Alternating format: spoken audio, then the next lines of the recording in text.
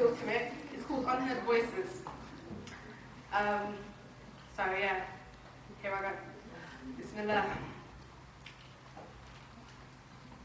Locked up, trapped, caged in iron shackles to my ankles, cuffs to my wrists, duct tape to my lips, trigger to my head, loaded, sentenced to life. My jihad within is my being a Muslim.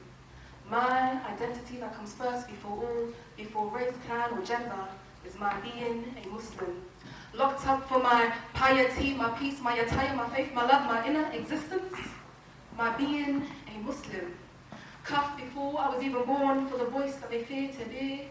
La ilaha illallah. For what choice does a sister have when in the land of the free she may not rejoice? Voice is silenced, she cries out loud at the top of her voice. Do you hear me?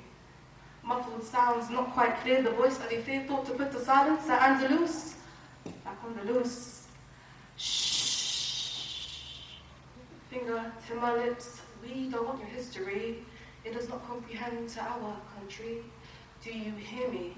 Oh, I see you, but hear you are not. Deaf, dumb, and blind, they cannot understand. Knowledge, power, education, liberation, contained in your man-made theories and man-made laws. Ignorance brings no communication. War waged on innocent lands labeled peace. Fighting for oil, fighting for gold.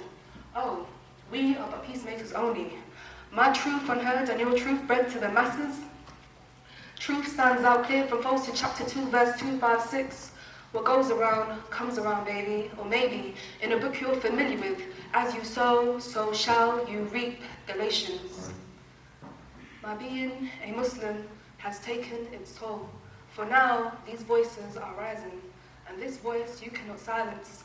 For I am the voice of my own pro-choice. My one breath, the voice, will be respired into all silent souls to breathe and inhale these words of truth. This one breath you cannot catch, for now it is too late. Do you hear me?